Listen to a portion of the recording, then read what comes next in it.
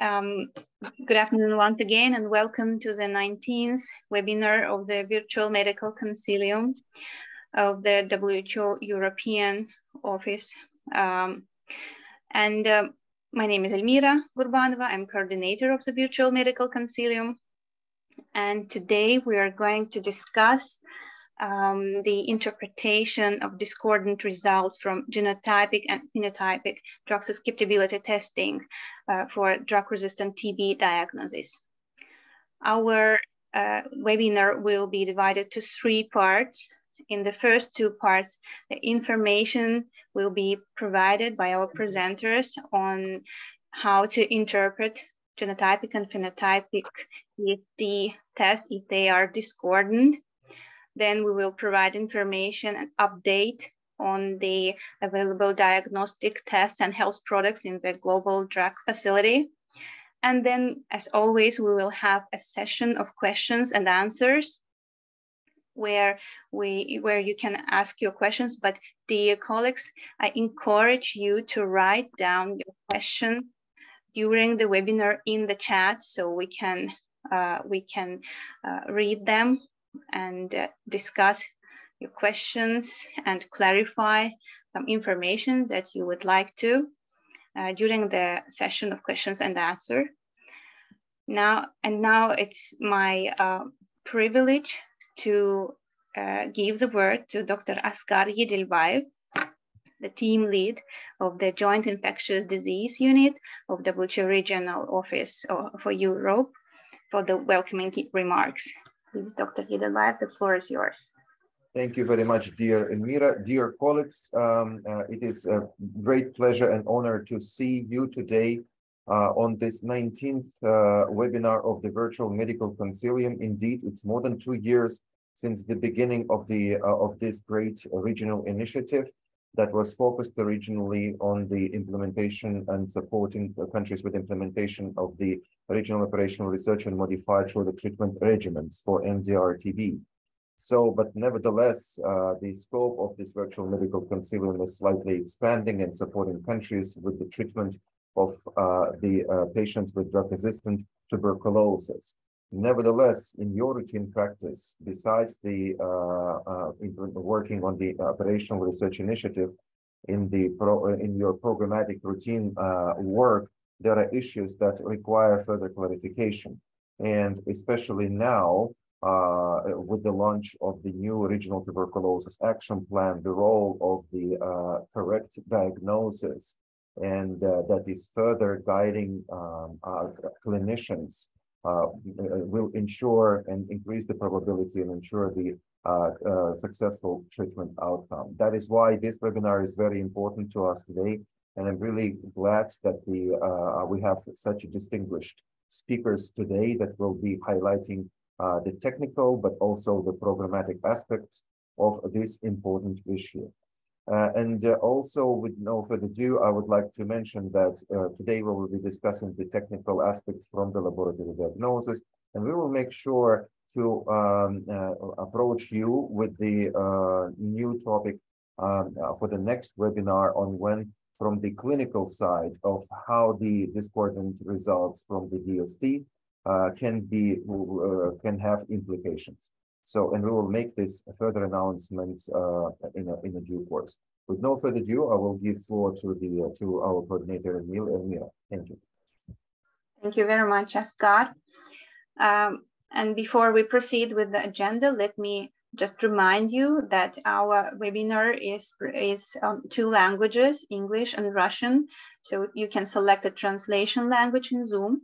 For this, you must click on the translate icon in the shape of a globe on the bottom of the screen. And in the menu that opens, just select the required language, Russian or English. Moreover, you can select a presentation language because we show it on English and Russian. So to do that, at the top of the screen, next to the green bar, you're viewing the speaker's screen, click on the View Settings bar. In the menu that opens, select one of the speakers in the demonstrated screen field. Speakers will show their presentations in the same language they deliver their speech, English or Russian, and our dear assistant, Miroslava Germanovich, will mirror presentations in the other language. And now I am delighted to introduce our great speakers, Dr. Saudeh Ihsani and Dr. Claudio Coeser. Dr. Saudeh Ihsani on laboratory scientist from the WHO Regional Office for Europe, Denmark, and Dr. Claudio Coeser on the core group member of the European Laboratory Initiative, and he's based in Cambridge University, UK. Please, Claudio, Saudeh, the floor is yours. Thank you very much, Elmira, and thanks, colleagues, for having organized this meeting and giving us the time to present to you. Good afternoon, colleagues. Good morning. It's really also a pleasure for us to present to you together with Claudio as our co-group member of the European Laboratory Initiative on TB, HIV, and viral hepatitis on discordant results and why do we have discordant results and how to interpret discordant results. The materials for these trainings are based on an ELI training for clinicians and lab workers that we have developed recently based on the request of one of our member states. And that training went on for 6 hours divided on 2 days. So therefore, I think it's understandable that we will not be able to go through all the materials, but you are most welcome to express your interest to us to further have additional trainings on this subject if need be. I'm going to present to you in the next couple of slides to remind us all briefly about the latest WHO guidelines on TB diagnostics and give you also a brief overview on the ELI work and why it matters for you as clinicians. If we can go to the next slide, please. So as most of you hopefully will know by now, last year WHO published updated guidelines on TB diagnostics, and a rather significant change presented in the guidelines is that the WHO assessment process for the TB diagnostics has and will be further shifting from focusing on the evaluation of specific products towards classes of TB diagnostic technologies. For the latest guidelines updates, the 3 classes of technologies that were evaluated are defined by the type of technology, such as automated or hybridization-based nucleic acid amplification tests, so-called NATs, the complexity of the test for implementation, such as low, moderate, or high, considering the requirements of infrastructure, equipment, and technical skills, and the target audience and target conditions such as TB and resistance to first-line or second-line drugs or both. The level of complexity is, however, only one of the elements that should be considered to guide implementation. Others include diagnostic accuracy, the epidemiological and geographical setting, operational aspects including turnaround time, throughput, existing infrastructure and specimen referral networks, economic aspects and qualitative aspects of accessibility, equity, and end user values and preferences. Next slide, please. Previous slide. Yes, thank you. So a guideline development group was convened by WHO in December 2020 to discuss the findings of the systematic reviews on the 3 classes of diagnostic technologies and made recommendations. And these 3 classes of technologies evaluated included moderate complexity automated NATs for the detection of TB and resistance to rifampicin and isoniazid, low complexity automated nucleic acid amplification tests for the detection of resistance to isoniazid and second-line anti-TB drugs, and high complexity reverse hybridization-based NATs for the detection of personamide resistance. And recommendations on molecular WHO approved rapid diagnostic tests and line probe assays remained with the inclusion of additional tests.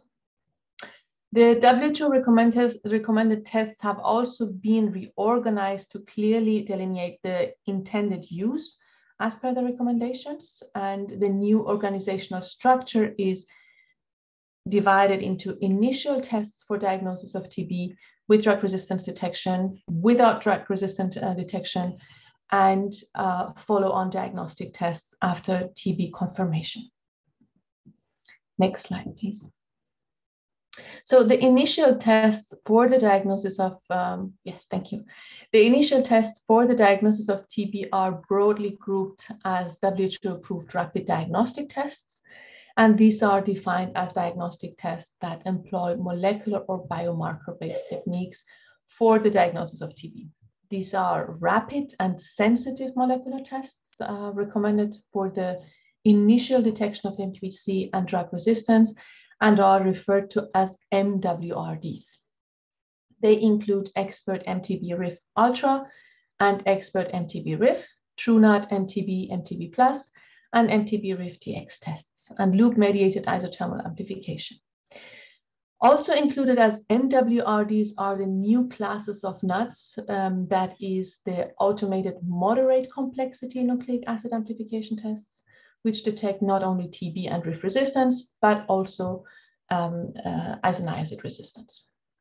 There are currently 4 products evaluated and included in this class, as outlined on the slide.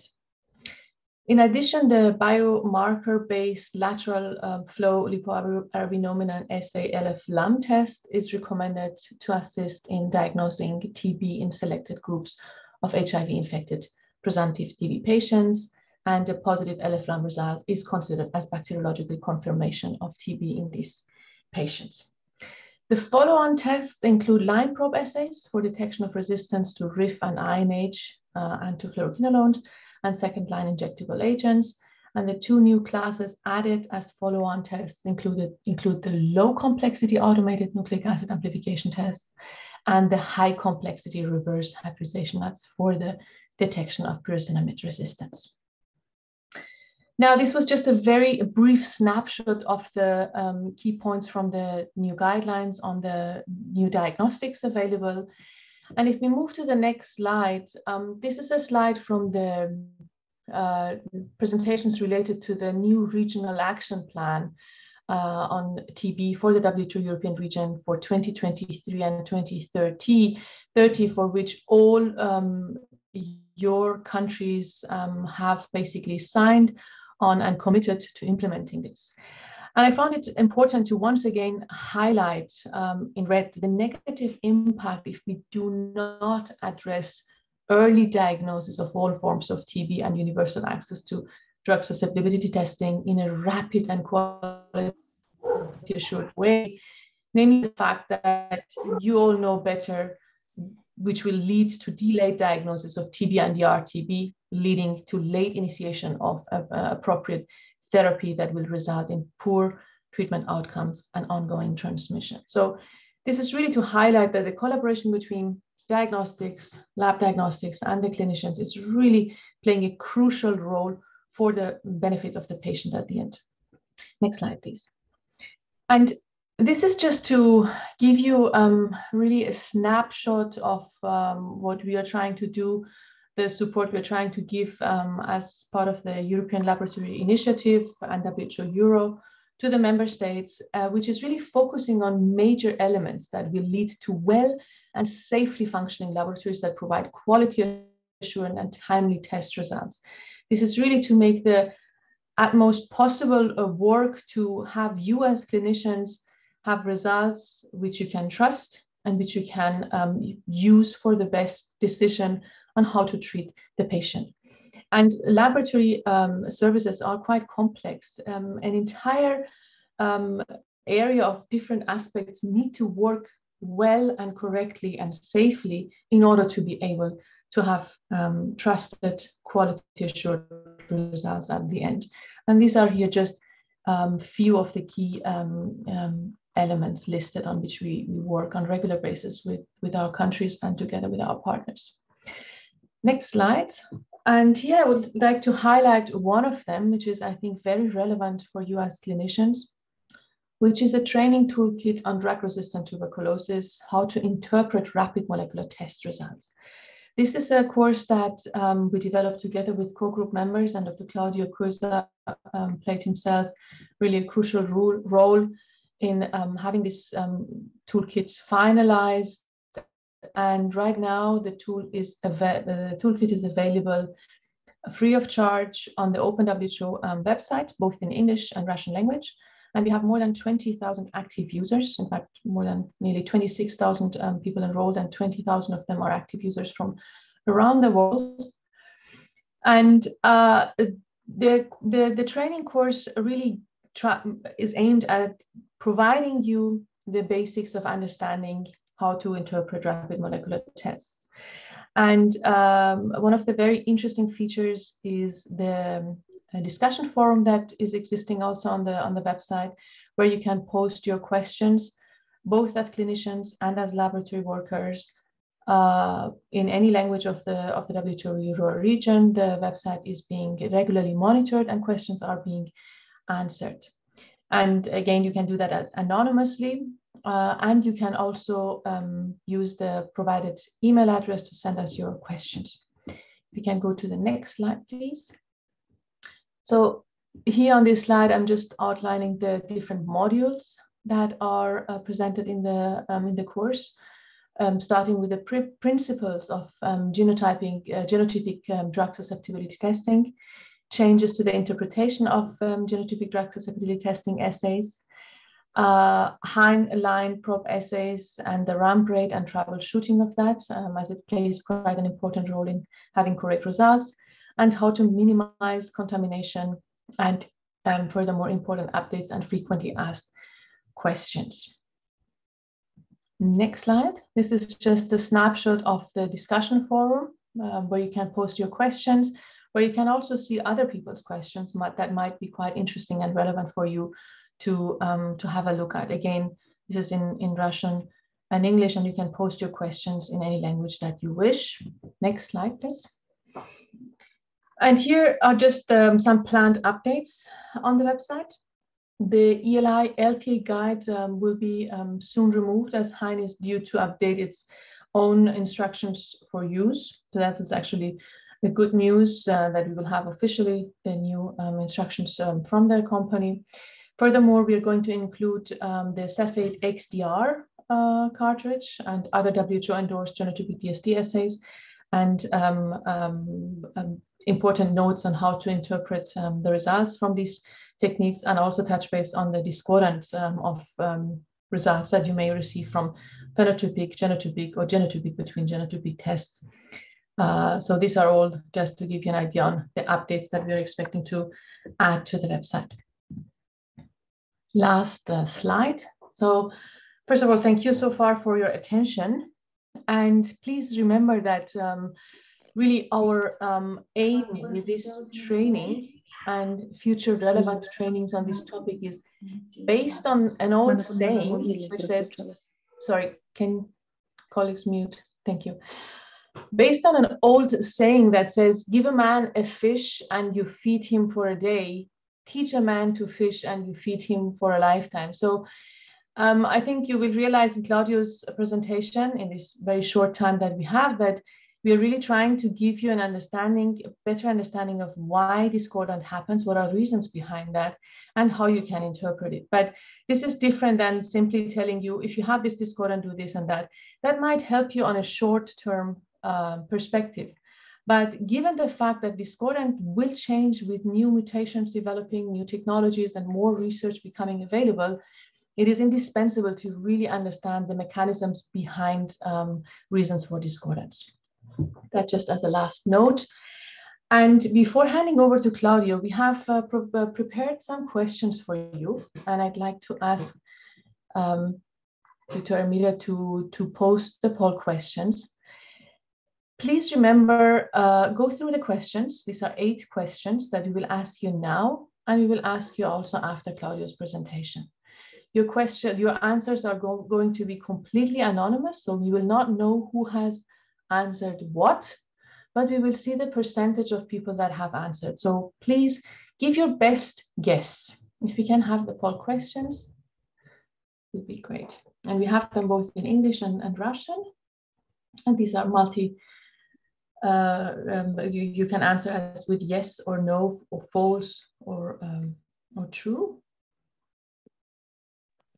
Dear colleagues, do you see the poll questions?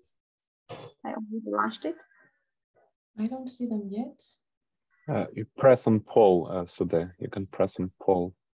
Okay, this is because I'm a host, right? Anyone else should be seeing them automatically. Yes, you should be able to see it as well. Уважаемые коллеги, у вас внизу вашего экрана есть кнопка «Опрос», «Poll». Dear colleagues, at the bottom Пожалуйста, of your используйте screen, ее, you can чтобы ответить на find вопросы. that bottom poll, so click it to answer the questions. Perfect. We see colleagues are responding. Once again, give your best guess. It doesn't have to be right or wrong, just your best guess to the questions.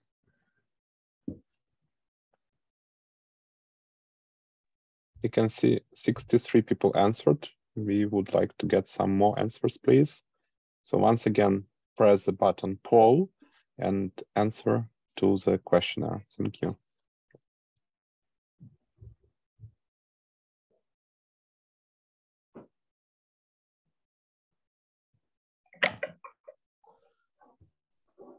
Нет опросника.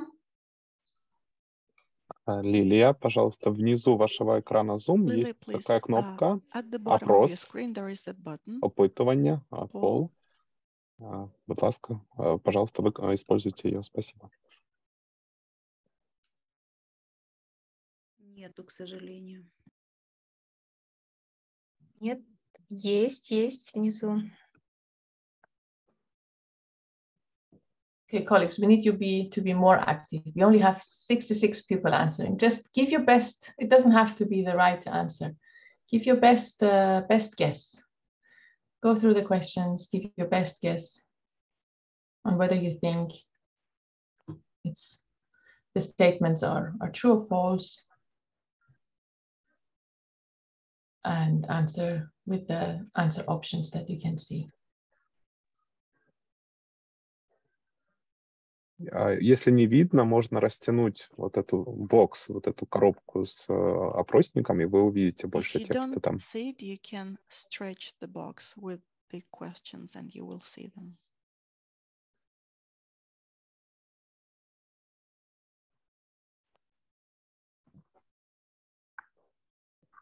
More colleagues are coming in.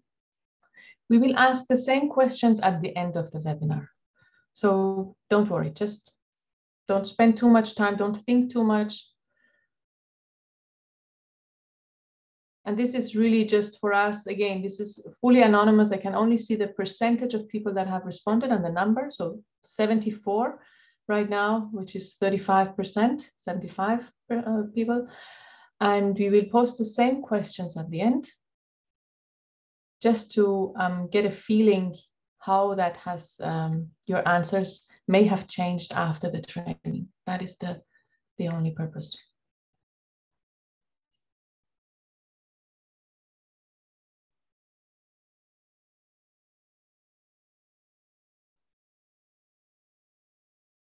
Okay, should we give it one more minute? I see more colleagues are coming in. Great.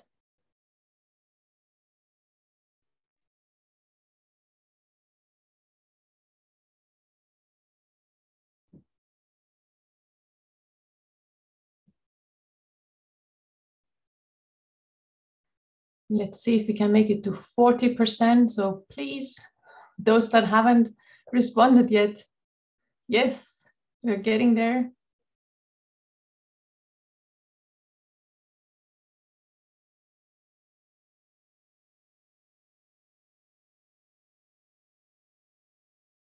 Great. See this also as an opportunity for you to reflect on these questions now and after the webinar. All right.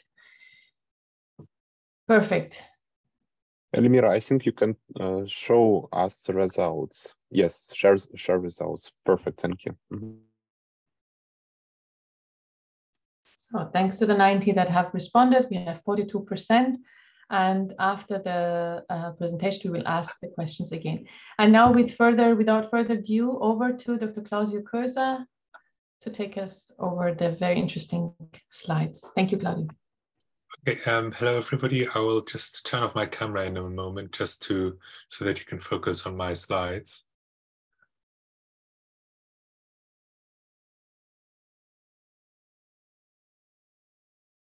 Okay, you should all be able to see my slides now. Can I just check that that's correct?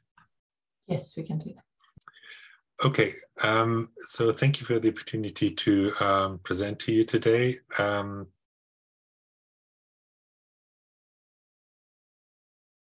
I'd like to start by thanking Sudhe, and I'd also like to say that all key terms and abbreviations will be underlined throughout this presentations. Please don't be shy about asking questions either today or later via email. So you're all aware that genotypic drug susceptibility testing has revolutionized the speed and accuracy of DST compared to phenotypic drug susceptibility testing alone. But it has also resulted in discordances by definition, because in the past, clinicians would typically only receive one result per drug for phenotypic DST, which meant that by definition, discordances were impossible. Whereas now one can get discordant results between genotypic and phenotypic methods, between different genotypic methods, but also between different phenotypic results in some settings at least. And for the purposes of this presentation, I will focus on the microbacterial growth inhibitor tube system, MGIT system by BD.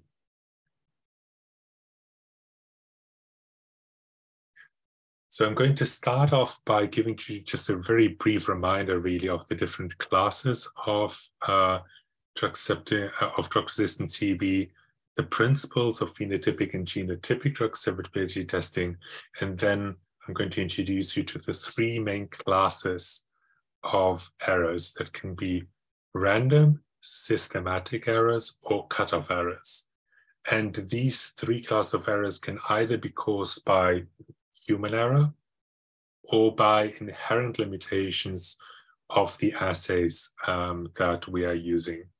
And as Sudhe said, I'm really trying to introduce you to principles and give you examples of those three principles so that you can try to dissect whenever you face a problem as to what the precise source of the error might be and what you can do to mitigate that particular error, as opposed to simply giving you a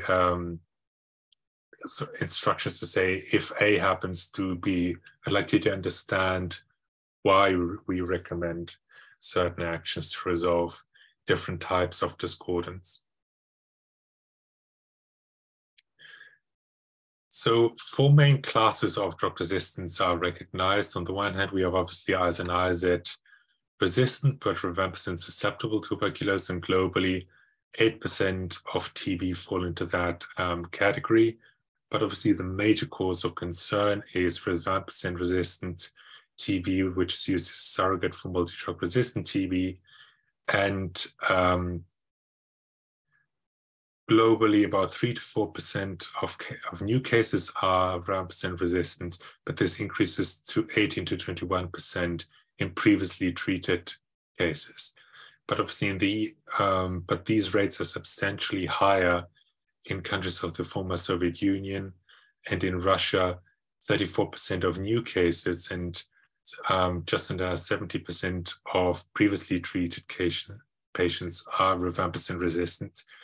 And these percentages are important, and I'll come back to them because they're important to interpret the effect of random errors. Now, you're all aware that WHO has recently changed the interpretation of extensively drug-resistant pre-XDR-TB. So pre-XDR-TB is MDR of rifampicin-resistant TB plus resistance to one of the fluoroquinolones, either levofloxacin or moxifloxacin. And extensively drug-resistant TB would be pre-XDR resistance plus resistance to bedaquiline or linezolid.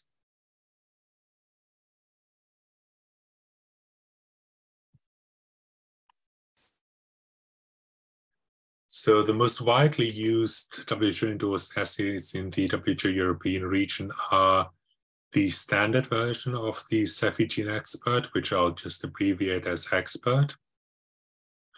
And increasingly countries are switching to Ultra, which I'll just abbreviate as Ultra. And most of you have been using the first line probe assay for years that interrogates INHA, which can be used for the interpretation of ethionamide. And then it also interprets CAT-G, which together with INHA can be used as a mark for isoniazid resistance. And then RPOB is interrogated for rifampicin. Many of you have also been using the second line LPA that provides information about the fluoroquinolones and the second line injectable agents, of which only amikacin is now endorsed for the treatment of TB. Many of you are starting to phase in the XDR cartridge, which provides information regarding ethionamide, isoniazid, fluoroquinolones, and second-line injectables. So the XDR cartridge is in effect a hybrid between the first-line LPA and second-line LPA. And it actually covers some targets, such as HPC and FABG1, that are not covered by either the first line or second line LPA. Now I'll quickly explain how phenotypic DST works, and I know this, for many of you, this is just a reminder. So in order to carry out phenotypic susceptibility testing, one needs a positive culture, a pure positive culture of Mycobacterium tuberculosis complex, and minimum inhibitory concentrations, or MICs, that are higher than the critical concentration are considered resistant. But in practice, very few laboratories actually test the MIC and instead simply test the critical concentration. So if a strain is inhibited at the critical concentration, the MIC must be higher than the critical concentration, and the strain is reported as resistant. Whereas if the MIC is smaller than the critical concentration, a strain is considered to be susceptible. Could you please turn off your microphones, please? Thank you. So for moxifloxacin, we don't simply report susceptible or resistant, but resistance is actually stratified into low-level resistance and high-level resistance using the so-called clinical breakpoints. In other words, in this particular case, we're testing two concentrations. In case of MGIT, we are testing 0.25 as the critical concentration, so MICs of small or equal to 0.25 would be reported as susceptible. MICs of 0.5 and 1 would be considered low-level resistance, and MICs of 2, 4, 8, etc. would be considered as high-level resistant. Again, could you please turn off your microphones? Thank you. We are following on, sorry. Yeah, thank you. Okay. Isoniazid resistance is also stratified into low-level and high-level resistance genotypically, but WHO hasn't set an equivalent clinical breakpoint for phenotypic DST. So how do mutations confer resistance? There are many different mechanisms by which mutations can confer resistance. This includes reduced activation of the drug, because a lot of drugs that we use for the treatment of TB are so-called prodrugs. So you can think of them as working like a grenade. You first need to pull out the pin of the grenade before the grenade is active. And so similarly, some enzymes are needed to activate these drugs. A good example would be isoniazid, where CAT-G is required for the activation. And then there are many other mechanisms that I won't cover in detail. And resistance is regarded as clinically relevant if at least 1% of the bacterial population is mutated. And in the case of pyrazinamide, this threshold is 10%. And that's what's known as the critical proportion. And it's possible that you have a mixture of a susceptible and resistant population within the same sample. And this is known as heteroresistance. And this can arise if a patient was originally infected with a susceptible strain that is developing resistance over time, or you can have a patient who actually has a mixed infection or was infected with a susceptible strain and also a resistant strain. So genotypic DST assays work by first extracting and amplifying DNA, and then mutations are either detected or inferred. And the techniques that's used to achieve this goal differ slightly between the assays. And as you know, genotypic assays, unlike phenotypic testing, can be done directly from the primary sample, but you need to have a certain bacillary load for the assays to work. So typically, genotypic assays will work on smear-positive samples and work less well on smear-negative ones. So I'm not going to cover in detail how the first-line and second-line LPA works, but I just want to say that they essentially have so-called wild-type probes, which are shown up here, and so-called mutant probes. And mutant probes are designed to directly bind and directly detect the resistance mutations by specifically binding to those mutations. And if we look at the diagram down here, which covers, this is the covers the GRA region for fluoroquinolones.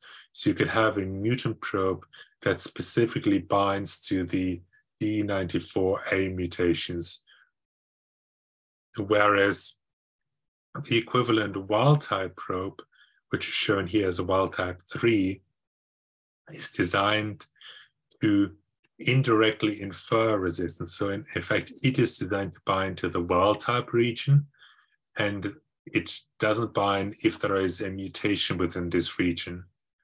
Now, this means that wild-type probes are prevented from binding either if a resistance mutation is present, but you can also have neutral mutations that do not confer resistance that prevent binding of these wild-type probes. And as a result, systematic false resistance results are possible if one of these neutral mutations is present, whereas this is not a possibility for mutant probes because those are specifically designed to bind to resistance mutations. And LPAs use both mutant and wild-type probes, as shown here in the diagram, whereas essentially the Cepheid experts only rely on wild-type probes. In other words, they can only infer resistance. So if resistance is detected by an LPA, you can have greater certainty in the result than if resistance is inferred by a wild-type probe, which is only possible with these Cepheid assays. So as I mentioned in my first slide, discordant results can, of course, be caused by human error, but they can also be caused by the inherent limitations in the assay. Now, human errors can be minimized by training, whereas inherent limitations of the assays cannot be overcome by better training. You can't improve the assay, but you can improve the interpretation and then can use confirmatory testing using different assays that don't have the same inherent limitations in order to overcome those. So, and there is one point that I want to emphasize.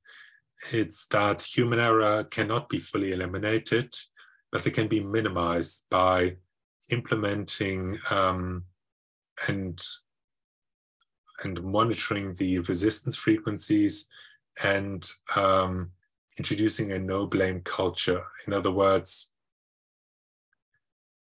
in your laboratories, you should implement quality management and quality assurance system and foster a no-blame culture whereby one monitors the frequency of mutations, one learns from mistakes, because it's often not the fault of a single person.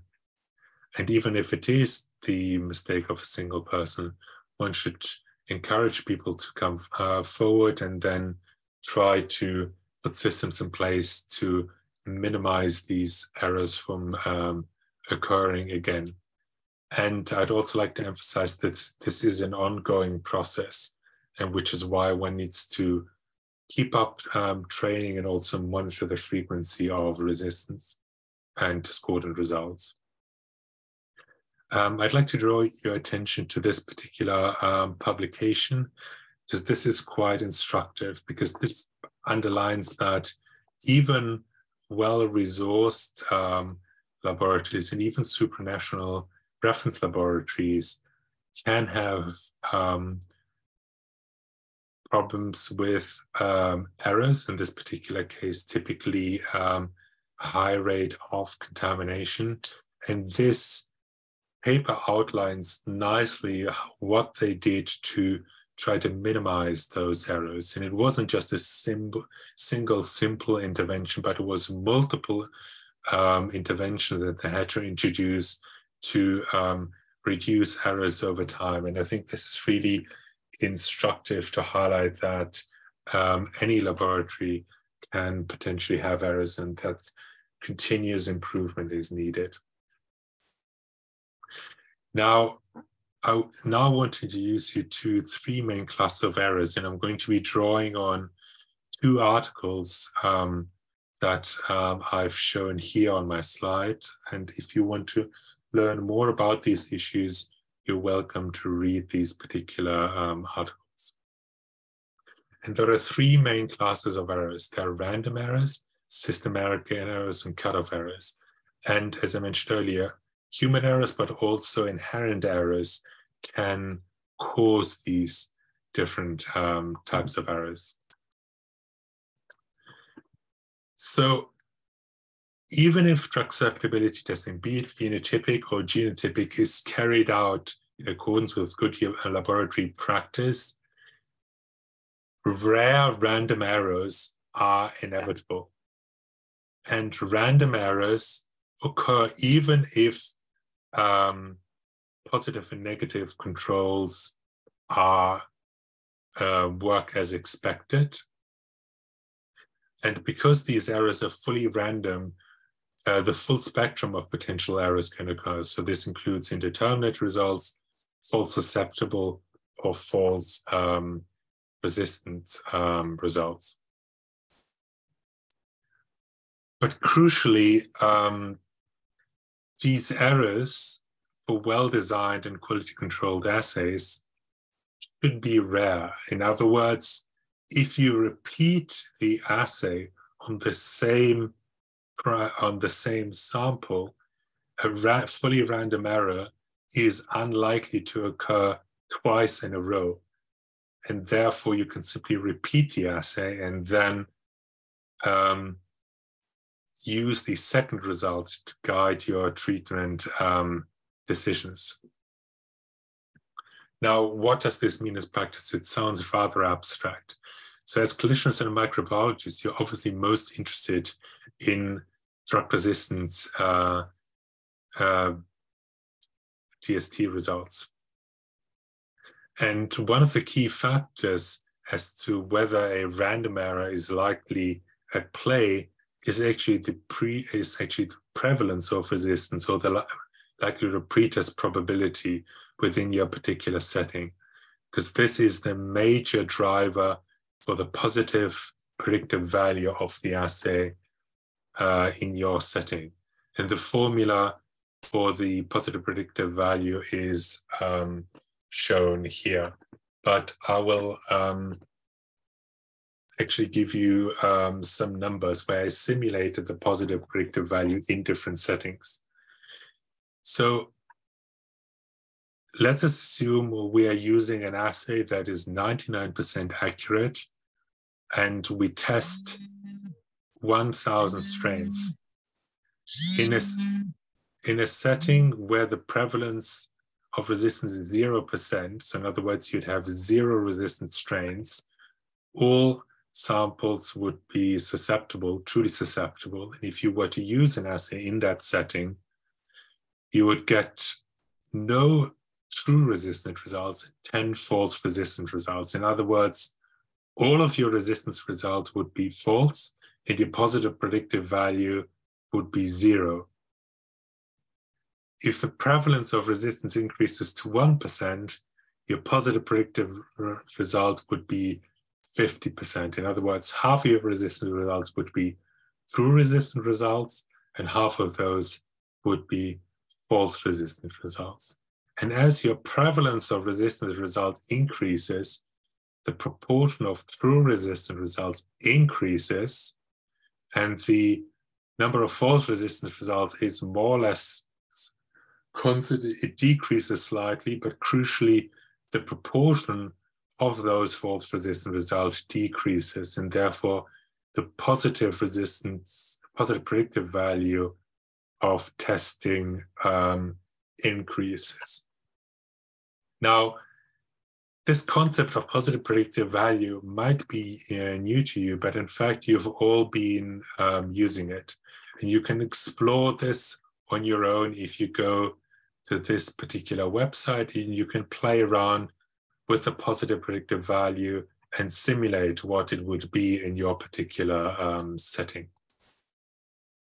Now, as I mentioned earlier, this concept of positive predictive value might be new to you, but in fact, it underlines some of the key treatment recommendations by WHO. And namely, it underlines the recommendation that WHO emphasizes that you shouldn't start a patient on MDR treatment based on a single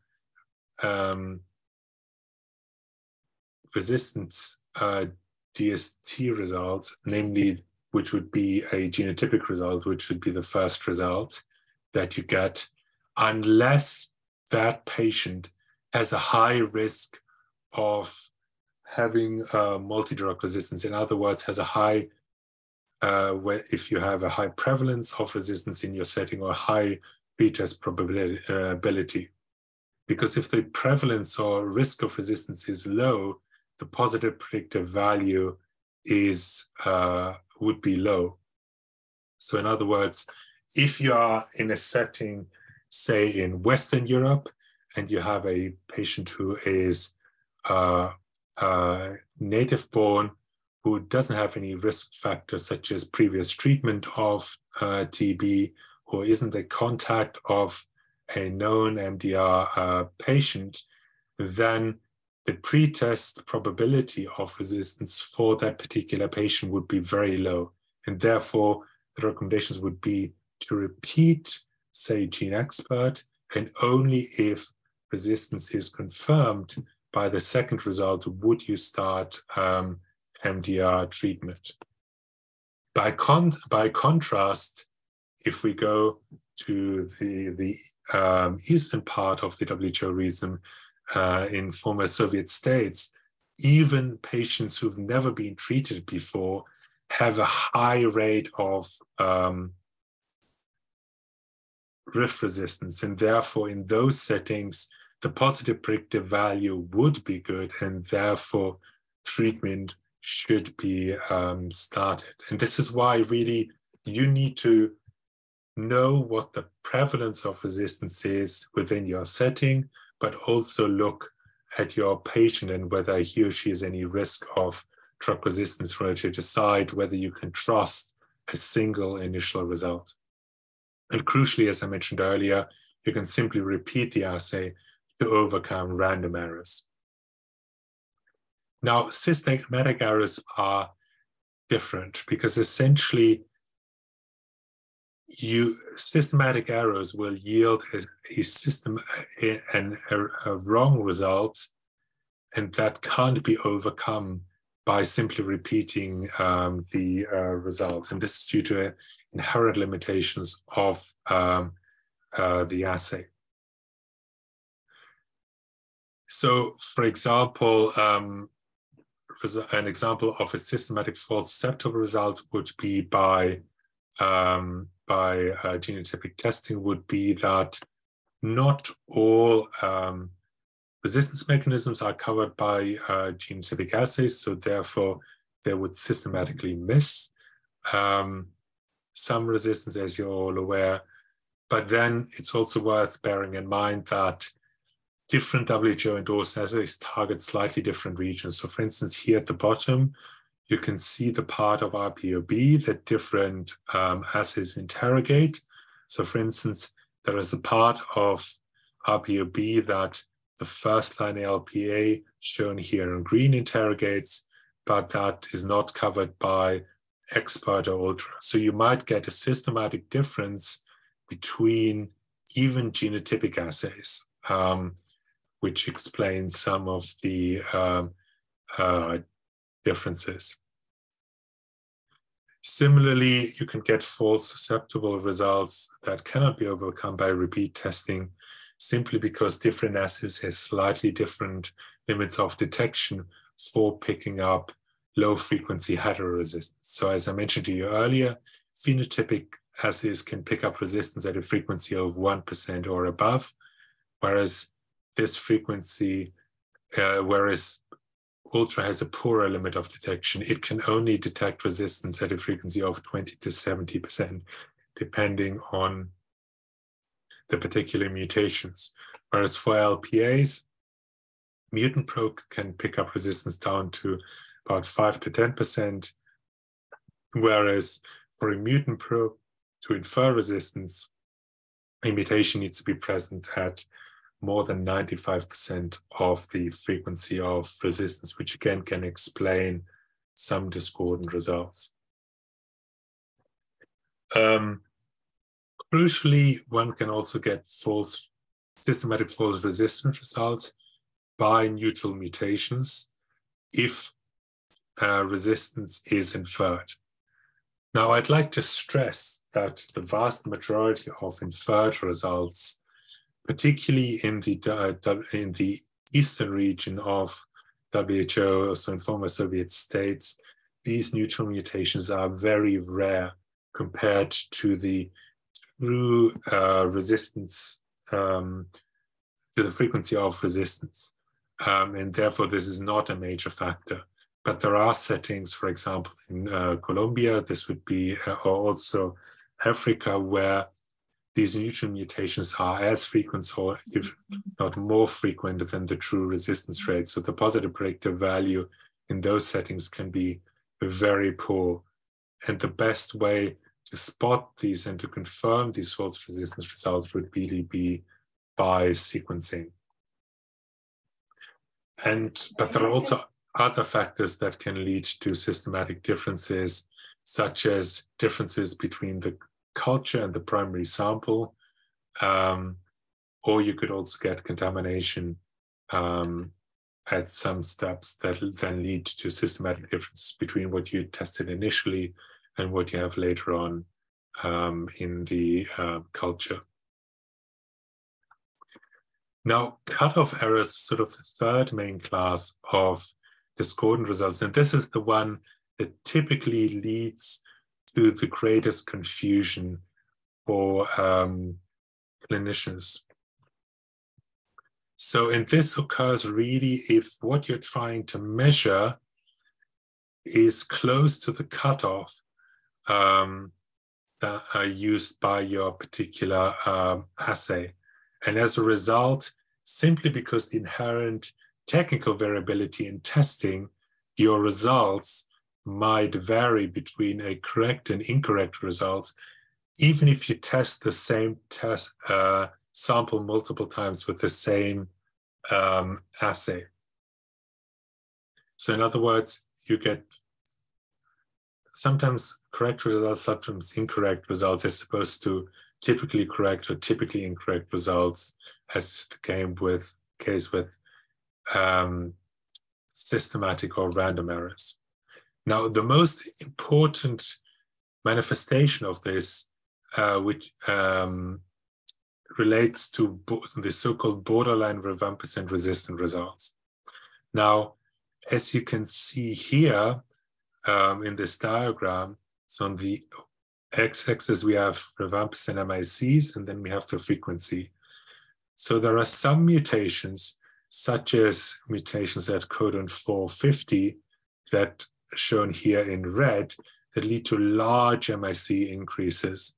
So therefore, the rate of misclassification of this as susceptible is exceptionally low, as shown here in this table. But the so-called borderline rifampicin resistance mutation, then there are 7 of these mutations as defined by WHO. These confer only modest increases with the MIC, and therefore, even after having lowered the critical concentration to 0.5 in MJIT, you see that there is still a proportion of this distribution that is below the critical concentration, but essentially you get an overlap between susceptible strains and resistant strains. In other words, the rate of misclassification, even at the new critical concentration, is about 50%, and therefore phenotypic testing is not a reliable confirmatory test. And crucially, if you retest the same isolate multiple times, because of the inherent misclassification or technical variability, you can get roughly 50% of your results will be susceptible and 50% will be resistant, not because the laboratory is doing anything incorrectly, but simply because of the technical variability in testing. And this increases to 80% to one particular mutation that's outside of the rifampicin resistance mutation at codon 491. And this is why WHO has actually said explicitly that if these mutations are found, these should overrule a susceptible phenotypic result, provided obviously that you've investigated and excluded any laboratory errors, such as, transcription errors, or that you've checked that the controls in a particular batch were carried out correctly. Another important example of cutoff errors are actually when it, are fluoroquinolones, because the critical concentration for moxifloxacin, as you can see here, divides the distribution of low-level resistance mutation. In other words, you can get strains that are genuinely low-level resistant and harbor one of these mutations, and where this mutation is detected, such as the A90V mutation, but that cannot be confirmed by phenotypic testing. And you can have the same phenomenon where the clinical breakpoint is not a reliable confirmatory test for high-level resistance, such as the D94G mutation that can be detected by the line probe assay. And in fact, the critical concentration for levofloxacin is a better confirmatory test for low-level resistance mutations. So typically, you often find discordances where you have an A90V mutation that's detected by the line probe assay. You get a resistant result for levofloxacin, but actually a susceptible result by moxifloxacin. That's simply because moxifloxacin is a poorer confirmatory assay. So if you get discordant results for fluoroquinolone, obviously you want to, again, consider what the pretest probability is for your patient. In other words, if for instance, fluoroquinolone resistant result occurs in an otherwise pan-susceptible isolate, then the pretest probability is low and a random error might be at play. So you can simply repeat your genotypic assay because you can do that easily.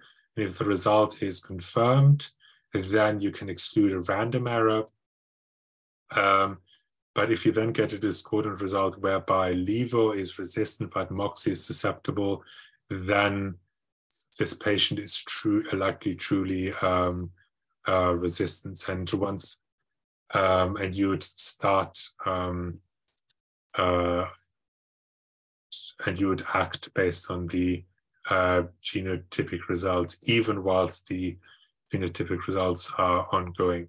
But again, if you build up a database of these discordant results, then you can investigate these over time and get greater certainty as to what's going on within your particular setting. So just to summarize and to emphasize is that there are slightly different strains of tuberculosis that cause tuberculosis in different parts of the world, and therefore the performance of genotypic but also phenotypic assay cannot necessarily be extrapolated even from a neighboring country to nearby countries. So it's really up to you as the expert within your own countries to monitor frequency of resistance and the rate of discordance within your country. You need to consider whether a discordant result is likely due to random, systematic, or cutoff errors, and then you need to select the right confirmatory approach if it's available. Sometimes you cannot investigate all types of errors because some of you do not have access to sequencing, which is really the only reliable confirmatory test for borderline rifampicin resistance mutations. But you can address many reasons for discordances, such as random genotypic DST errors, by simply repeating the assay in question. And you can also include some systematic errors. So for example, if resistance is inferred, but resistance is caused by a mutation that confers large MIC increases, then phenotypic testing is a reliable confirmatory test. Last but not least, if you have discordant results, you can reach out to your SRL, or you can reach out to ELI experts either by posting questions in the forum, that's who they mentioned earlier, or if it's a more complicated question, you can reach out via the ELI email service, and you can find the relevant email address on the landing page of the ELI course. Thank you very much for your attention. I know that I've covered a lot of ground, and you will have these slides and also the recording of this presentation online for you to go through it again and to chew through these different factors. And you're welcome to reach out to me with questions now or at a later point. Thank you for your attention.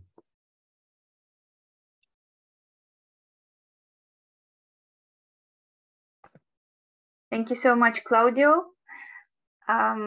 It was a really fantastic information. And just as Sode mentioned, now we will post the same questions just which we showed before the presentations, and we'll give you a couple of minutes to answer to the same questions, but with the knowledge that you gained during these presentations. Dear colleagues, please be active and answer the questions, participate in the poll. Thanks a lot, dear Gulmira, and also to dear Elmira, also to mention that we have received some interesting questions in the chat, and I would suggest that we collect all the questions and respond to them in written, and maybe you can post that file in the same folder where the presentations are available.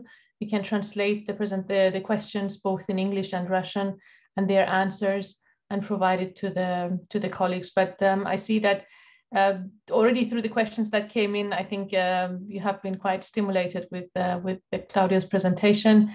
And again, this was, let's say, just the tip of the iceberg. We can go much more in depth and really look at some concrete examples also happy to look at concrete examples from your settings and discuss them together in future webinars.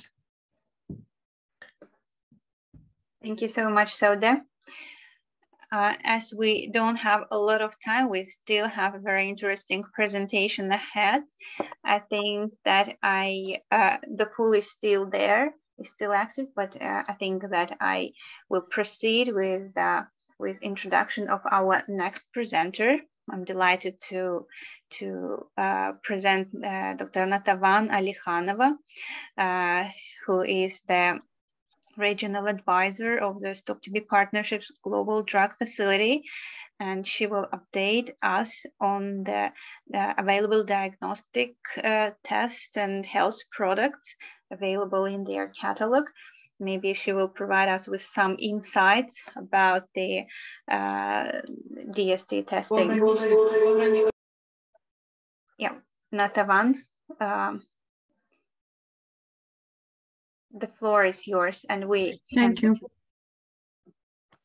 Thank you, Elmira. Thank you for introduction, and for those who know me well. So hi to everyone.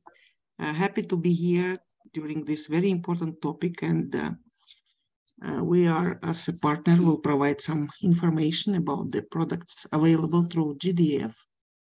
For those who do not know me, so I am Natavan. I am a regional technical advisor and working for StopTB GDF.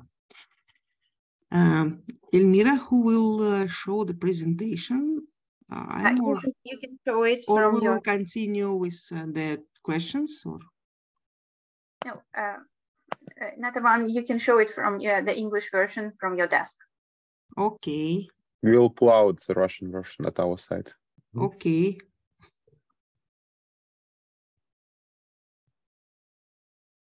Give me 1 second.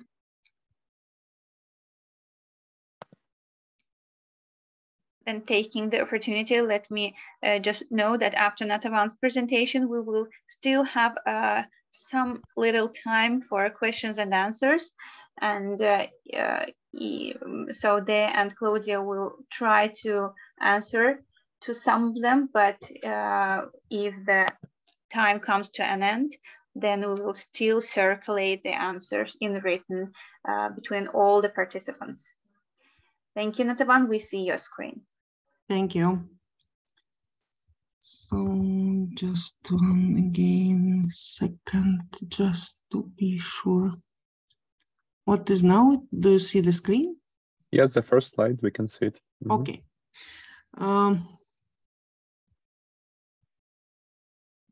Sorry, something wrong.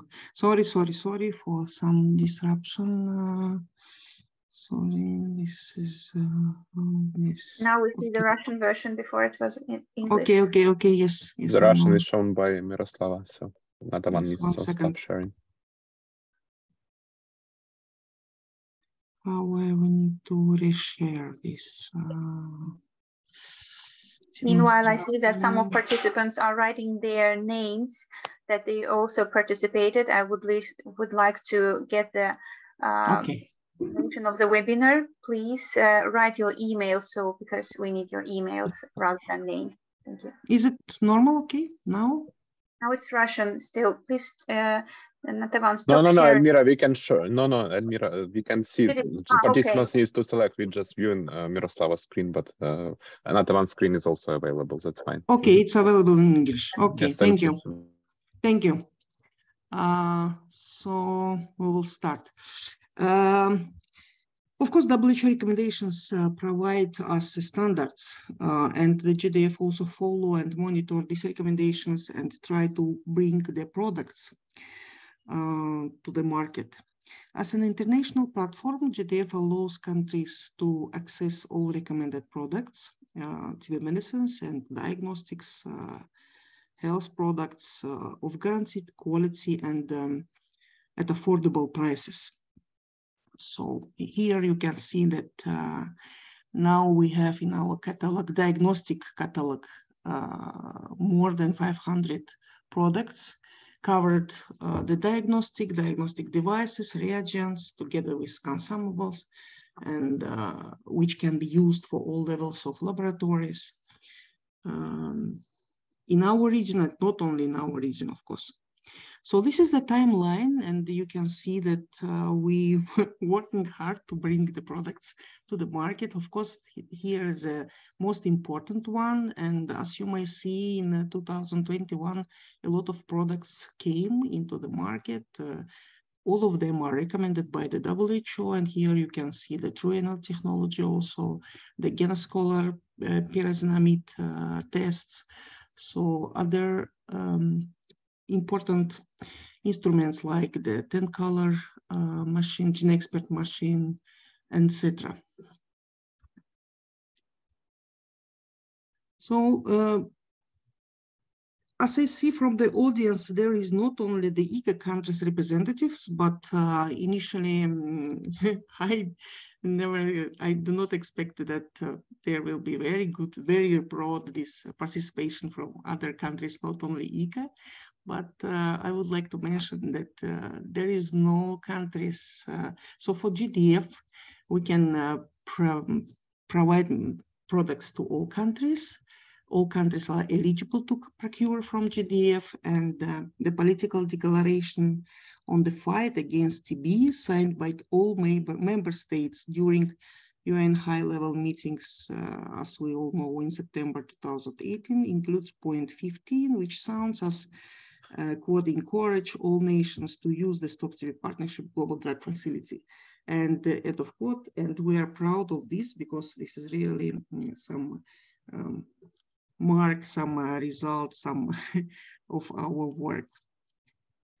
Here on the slide, you can see how many countries from ICA only region procure from GDF with different source of funding, and it's just the overview for this.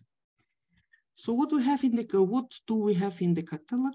As you may see, that we follow the all recommendations, and we have the most of the WHO recommended rapid diagnostic tests for molecular rapid diagnostic, for moderate complexity automated, not for low complexity, LPs, and also, as I mentioned, the pyrazinamide test, GeneScholar.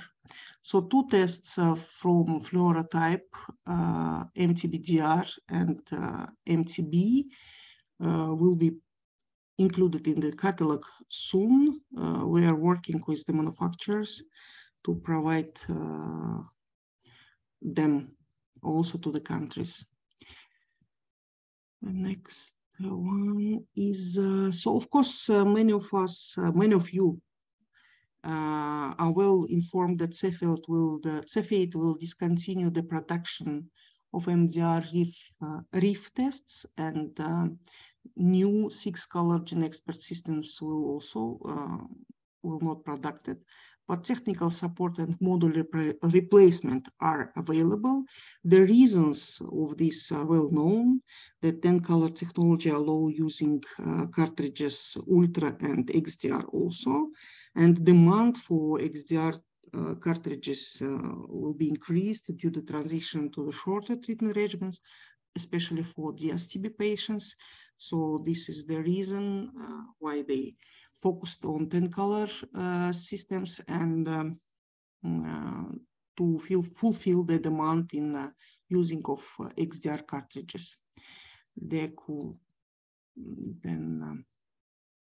Yes, and there is two possible ways, just to highlight again for those who are interested, that there are two possible ways for TB programs to fulfill demand in 10-color system. One is to procure a 10-color machine and construct a new system. And the second way is to use available 6-color system and daisy chaining them with a new GeneXpert instrument. The number might be vary from 2 to 4. Additional requirements for such a daisy chain available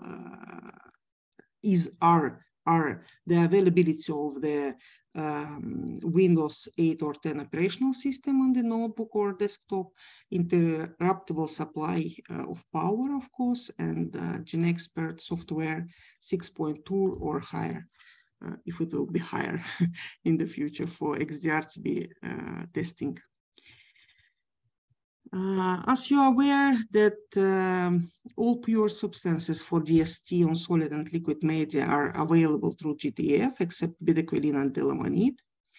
There are two different ways to access these pure substances, and I hope you use them without problems. So far, we know about challenges only in one country in our region in delivering of these substances. But if any of any of partners have the same problem, please contact us, and we will try to do our best and provide support, possible support. For pretamanid, as you know, there is no DST protocol approved or established by WHO. So we do not have pure substances for pretamanid too. About the additional devices, I will say the medical devices, we have the two ultra-portable digital X-ray system and two CAD AI software. CAD is a computer-aided detection based on artificial intelligence software which support the interpretation of the digital chest X-ray screening and triage of adolescents for TB diseases. Here we can see the information about the characteristic of these products. So far, 6 countries in ECA region procures more than 20 portable X-rays. Here is the characteristics for, I do not stop on this because this is not so relevant maybe for our the topic. That's why I just present this, and later on all who are interested in this can look on this later on through this presentation.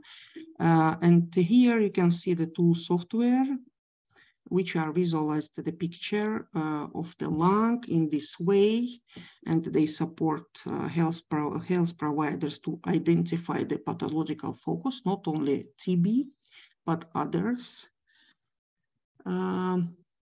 Here also the short note is that for the WHO recommended test for TB infection, so far we have only 2 of them.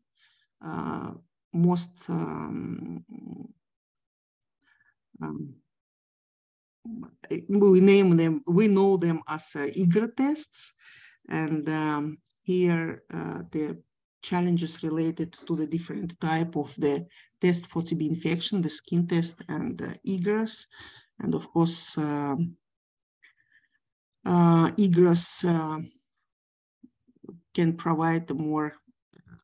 So one note before that I will speak about the EGRAS, that for other tests which are recently included in the latest WHO recommendations, the TB infection skin tests using the specific to Mycobacterial tuberculosis antigens, none of them are included in the GDF catalog, and unfortunately in the nearest future we are not expecting them in our catalog due to unavailability of the quality control check process. So these are long story, and we are not able to include them as soon as maybe we will have a huge demand from the countries.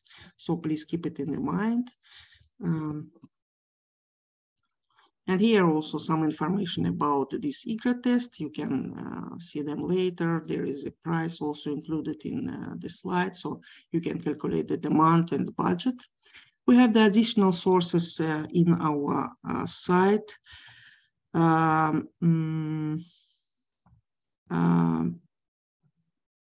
Which support countries, which provide not only information about the products, but also support countries in forecasting and order planning. Yes, this table, these screenshots are well known for those familiar with GDF procurement. There is an Excel file with all products available from GDF, and this file facilitates order planning by providing product specifications, shipment logistics, and automated costing. So the last one, but not least, that really very important for those who are using our platform for ordering. Please place orders timely. Lead time is around 4-6 months. In the context of this COVID impact on the supply and the last challenges in our region, the procurement, the freight capacity constraints and other reasons, we encourage partners to place orders earlier than ordinary to compensate these challenges and constraints. Thank you for this. So yes, we are ready to provide support to countries. We try to include all WHO recommended products in our catalog. We provide some technical support for the instruments which you procure from us. And we're here, we're with you, standing by you and support you. Thank you for this opportunity to present our catalog and products. Thank you. Thank you so much, Natavan. It's highly appreciated. And it's great to know that all the WHO recommended tests are available through the GDF. Now we have 5 minutes left to answer the questions. As by now we received in the chat just a few questions, but I believe that the answering these questions might take a lot of time. And considering we don't have a lot of time, then we already proposed that the questions that we will not be able to answer now, we will answer in written and distribute it among those who were registered to the training or identified her email in the chat. And maybe we will try to answer only one question. So there, or Claudio, maybe the question regards the discordant results. The question is sounds like if the results of GenExpert MTB RIF or XDR and the LPA is discordant, then to which methods we should refer to when making clinical decision, if there is a possibility to answer during several minutes.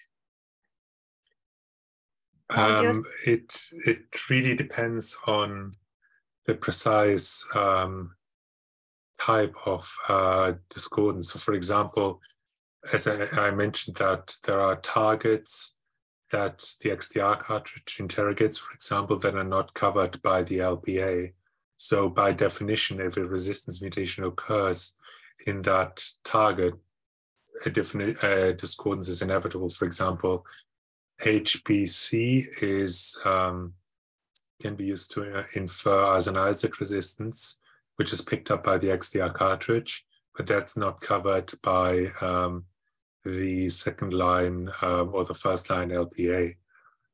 Conversely, there are different parts of, so for instance, Ultra and the first line LPA interrogate slightly different parts of RPOB. So therefore, you can get systematic differences between them. So I can't give a blanket answer to this question. It really depends on what the type of discordance is. And then you need to think, well, based on how the assay works, is this likely to be a systematic difference, which could be, for example, due to different things targeted? Or could this be a random issue? Or are you even testing the same sample? Because often one might use GeneXpert up front and then LPA from culture, and then you're not necessarily testing the same thing. So if you could then get a discordance, say you're using the LPA from the culture, then you can just use GeneXpert from the culture as well, just to try to get a sense of what the whether it's a systematic difference or not. So it's really important for the laboratories, and this really is primarily, in my view, a job for the labs to really keep track of all of the results that they have from the same patient, investigate differences where needed, and then advise clinicians, and then to have good communication with clinicians to walk through these individual samples, because some clinicians may be more familiar with these types of errors, others less so. So it's really important to build up a good working relationship between clinicians. And last but not least, it's really important to constantly monitor these frequencies, because if suddenly you see a spike in the discordances within your laboratory compared to what you were used to before, that could either point to a problem with testing in the laboratory, or it might point to a change in frequency of the strains in your setting. And if that is the case, then you might have to reach out to your SRL to be able to sequence a particular isolate to try to get to the bottom of what is going on. Because remember that with the types of assays that we're using, we're putting on selective pressure for unusual cases that would evade the detection by our rapid assays, and therefore things will change over time. So I'm sorry that I can't give you a definitive answer, but it really depends on the type of discordance that you are dealing with. But thank you for your question. Thank you so much, Claudio. So do you want to add something? No, just given the fact that I have to leave any minute. First of all, thanks for all the relevant questions. I think they're very interesting. And as Claudio said, there is, to some of them at least, there is not a clear-cut answer. But please keep in mind that the message of this webinar and the whole discussion about discordance is not to identify as one test. Okay, this is the one that you can rely on, and is all WHO recommended diagnostics have high sensitivities and specificities and are all reliable.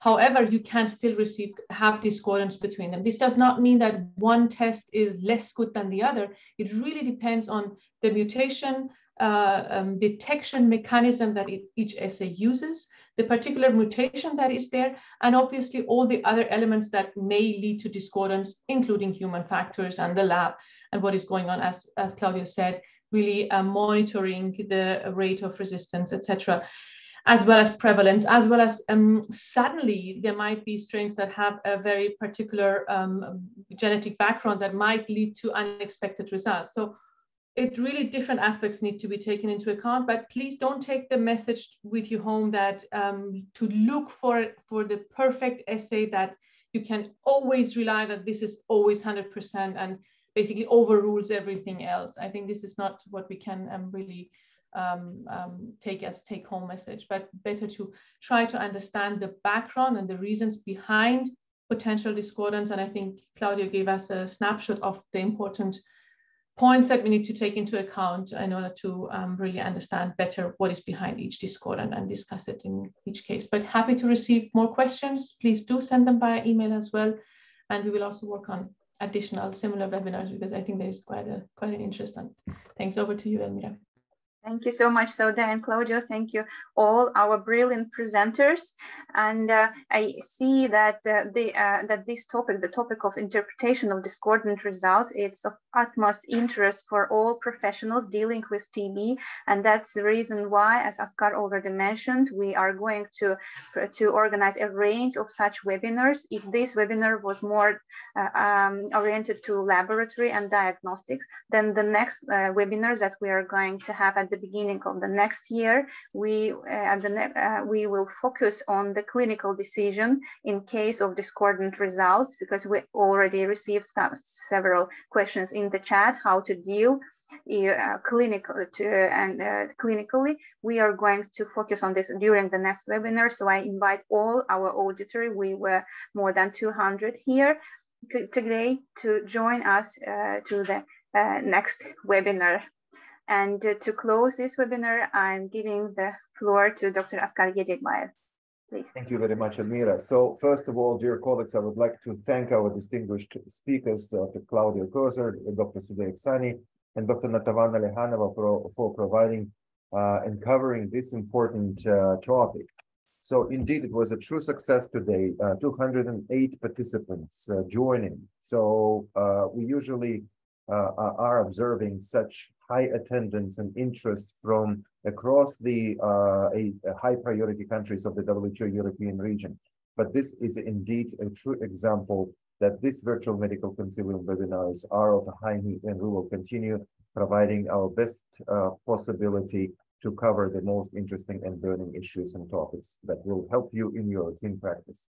So as Elmira said, definitely the next date for the next webinar will be a continuation of this important topic when we need have a good, clear understanding of how to better interpret the drug susceptibility testing, because this is what is guiding clinicians in terms of the treatment regimen design that is ultimately will lead to this successful treatment outcome.